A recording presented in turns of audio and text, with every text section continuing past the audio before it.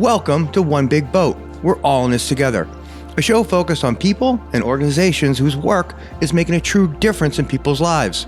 Today we welcome aboard Deborah Pepper, Executive Director of Hospitality Homes. So we have 120 host homes currently that provide housing to anybody going to any hospital in the Boston area. She's here to talk about where out-of-town patients can stay during treatments.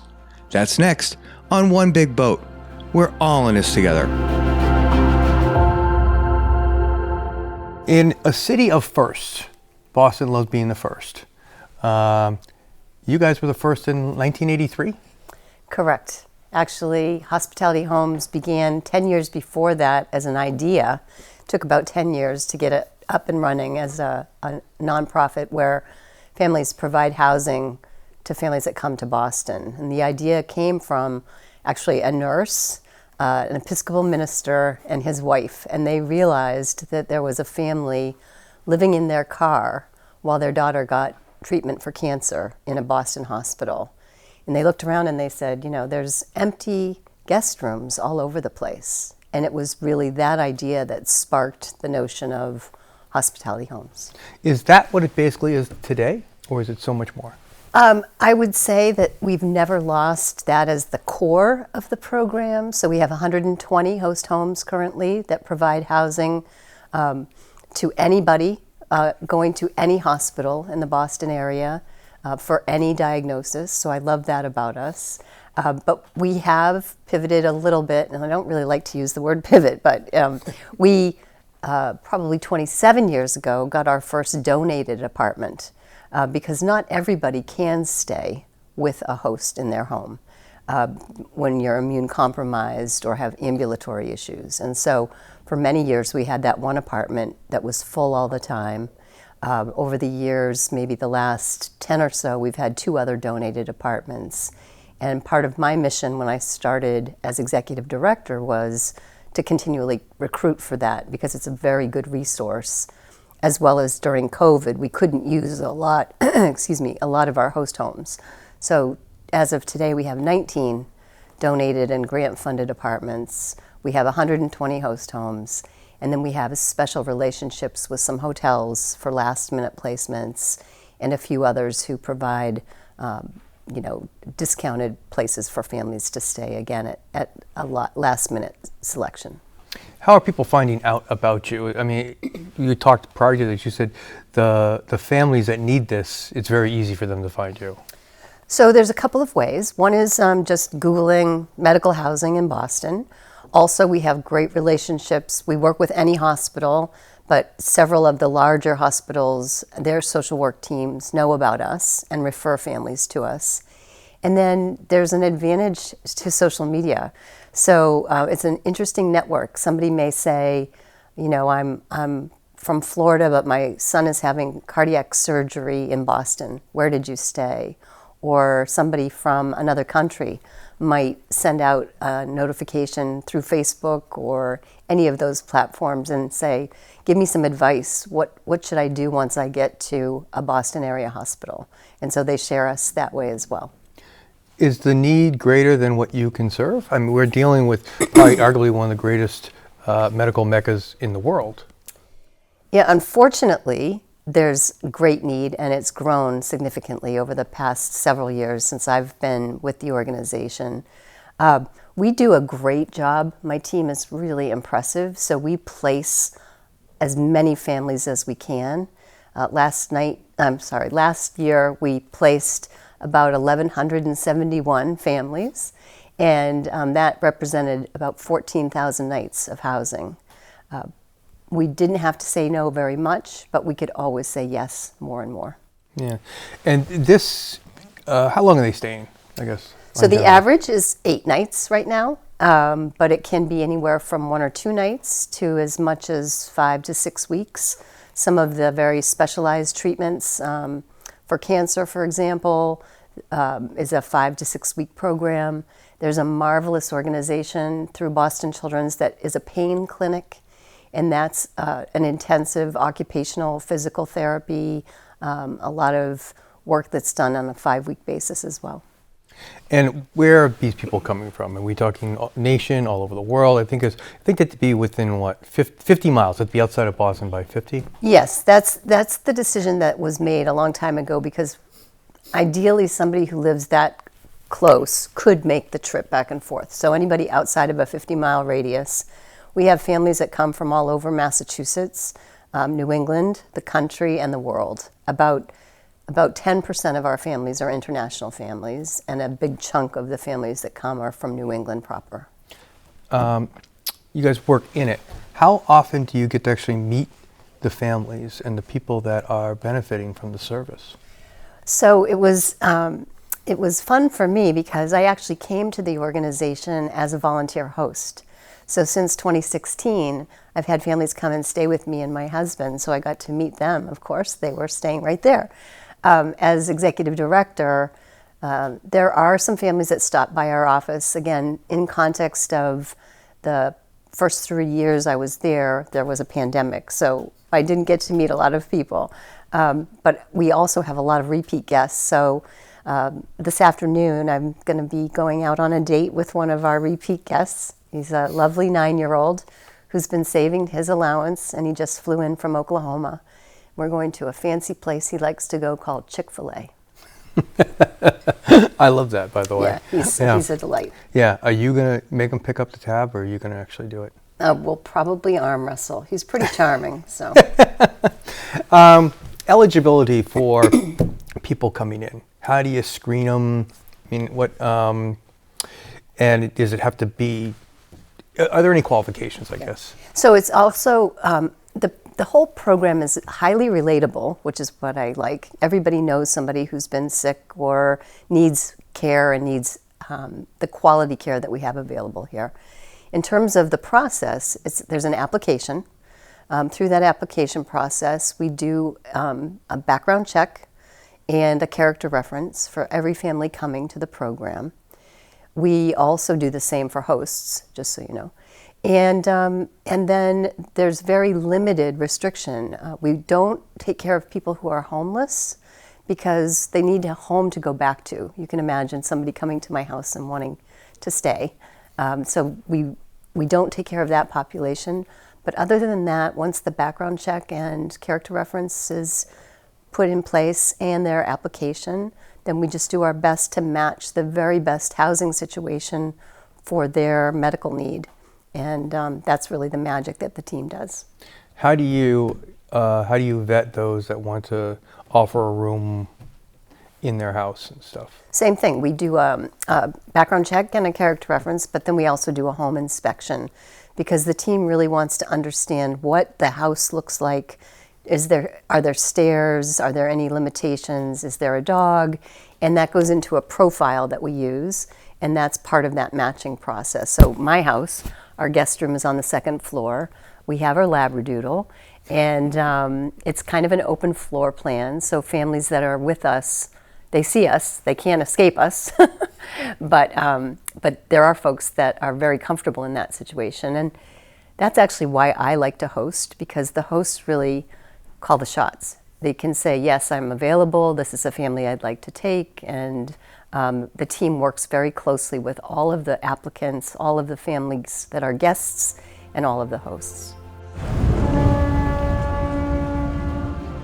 Coming up, Once you do it once, you realize you get so much more back than you're giving. the motivation for opening up your home.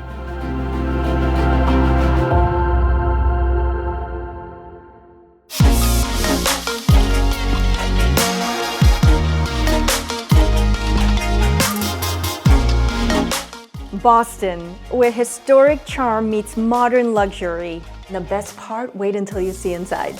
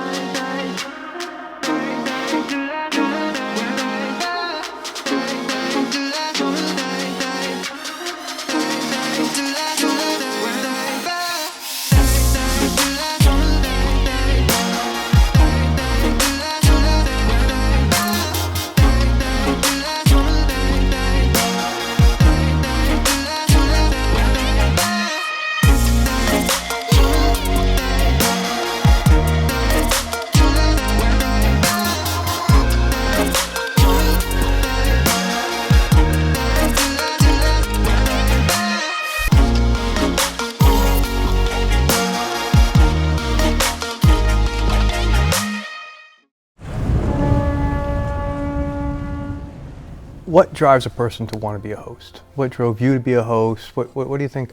And I know that's kind of a generic question, and we're painting with a broad brush, but usually there's some like characteristics. Yeah. Well, I think one is it's just easy to say to yourself, what would I want if I was in that situation? And not being able to afford to come to Boston because you have to pay for a hotel in order to get the medical treatment that your loved one needs is a terrible decision to have to make. So for somebody to relieve you of that financial stress and burden and truly make it a home away from home, that's a piece of it. So that's one reason that my husband and I got involved. The other is we have the space. It's not a hard thing to do. It's not difficult. There's a guest room there that sits empty most of the time unless my family comes from California. So it's easy to do. And then I guess there is a common thread of people being willing to give back. That's a motivation. And then the final thing is once you do it once, you realize you get so much more back than you're giving. The families that we see and the journeys that they're taking are remarkable to be a part of. And I'm also kind of curious about people. So it's fun to get to know somebody from a very different background or part of the country or part of New England and watch them operate in terms of how they navigate these stressful times or, how they joke around with me or, just shining a light on humanity in an odd way. Yeah.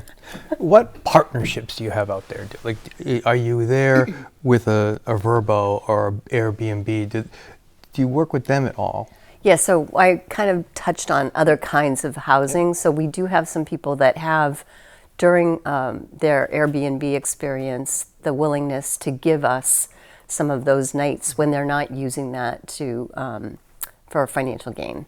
So we have a handful of those folks that, again, are motivated by our mission, not necessarily to fund the night stay. Yeah. What stories do you have? I would say I have so many. We could be here for hours and hours and hours, and they're all delightful. But I'll pick a couple. Yeah. A couple of my favorites. And not where you got a free lunch either, okay? Yeah. But I hope Christian's not watching.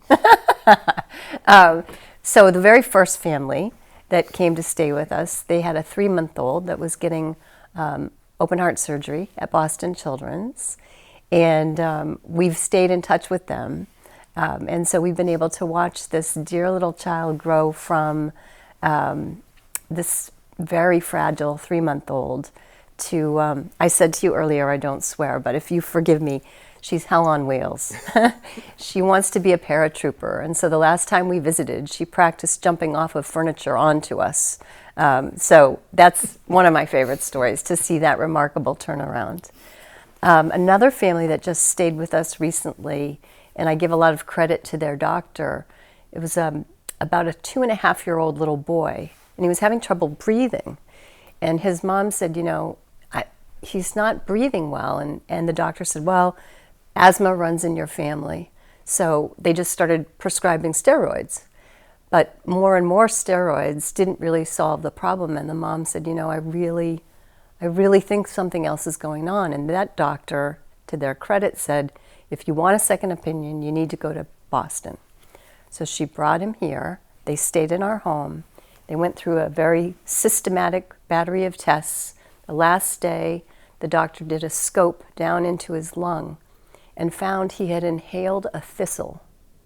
And that thistle was preventing this little boy from being able to breathe properly.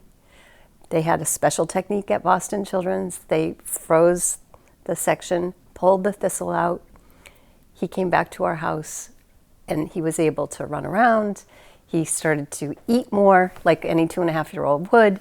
And I just thought that is such a special story, because not only at Boston Children's, but the hospitals in Boston love to solve problems. Yeah. And if they don't have a solution, they'll go to the drawing board and figure one out. So those are two of my favorite. Like I said, I have so many, and there's lots of folks that at all ages stayed with us. A gentleman that served 3 tours of duty and tended those terrible chemical fires, has multiple myeloma and stayed with us, and their story is remarkable as well. And I will say, not every story has a happy ending, but I feel like for the moment that we're needed, we make sure a family can stay together and be near their loved one and provide for them so that they have no regrets or questions afterwards. Yeah. Yeah, I just saw this little poster in a store, and it says, "The journey is the destination." Yeah, I agree with you. Yeah. I agree with you.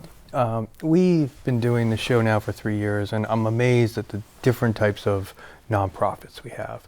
And all of them are just special, and they're needed. And then I'm like, wow, the philanthropy dollar really gets stretched. How do you find people? Is it people who have had, I assume that if somebody has used your service, that's an easy ask. That's an easy give for them. But it takes more than that, right?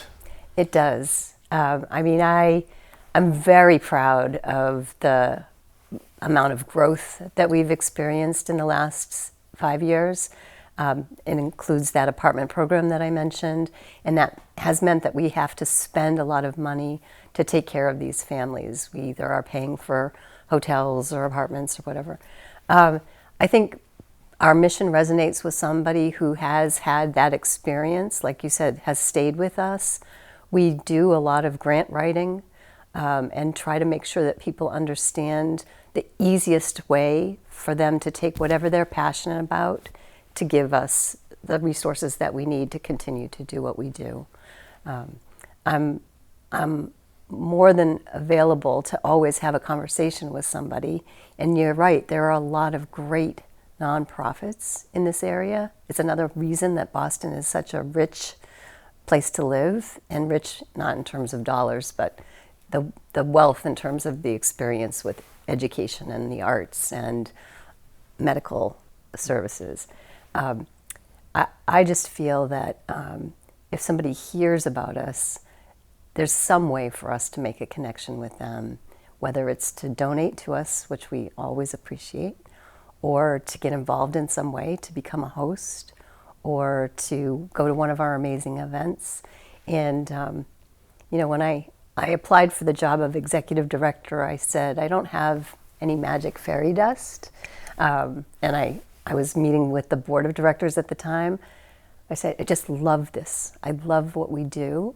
And I hope that part of somebody meeting with me and thinking about donating would feel that enthusiasm for how wonderful the organization is. If somebody can't help with the checkbook, can they help with hard work? Can they volunteer? They can. It gets a little trickier. Volunteering as a host is the easiest thing. Yeah.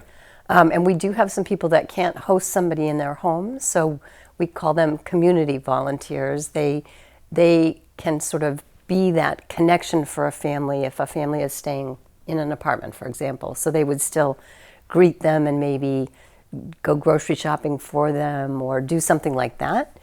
It's a little harder than some of the other great organizations like Habitat for Humanity. That's there's a beginning and an end to that project. For us, the logistics start to get pretty interesting because families are coming and going. They're staying at the hospital or the apartments are full all year long. So some of the more hands-on things are a little bit harder to do. We do deliver meals at Thanksgiving, and we do have some projects like that. But it's actually it's pretty simplistic in terms of design. So it's really donating money or donating your home or getting involved in some way that's a little more formal than that. And how does transportation work for some of the, are they renting cars or somebody telling them this is the T, figure it out kind of thing? It happens both ways. Some families bring a car of their own, some rent a car, some don't have any transportation, and we don't include transportation as a piece of what we do, although gift cards come in handy, and we do occasionally, like I know one host that sometimes breaks the rules and will pick somebody up at the airport. So, but it's not required for a host to do that. And how do people find you? Well, we have a great website, and it's very easy. It's hosp.org, the first four letters of hospitality for hospitality homes or hospital. And I think it's laid out very well, so you can find applications to host, find an application if you're a family in need of housing, and then we have some lovely stories through our videos that are on the website as well. Thank you very much for coming in and sharing your story. Thank you so much. I appreciate it, Jay. One Big Boat is a production of Last Minute Productions Incorporated. This episode was produced by me, Jay Dobeck. Ryan Macheski was the sound engineer. Jim Johnson provided production support. And Joanne Pilata is the production coordinator.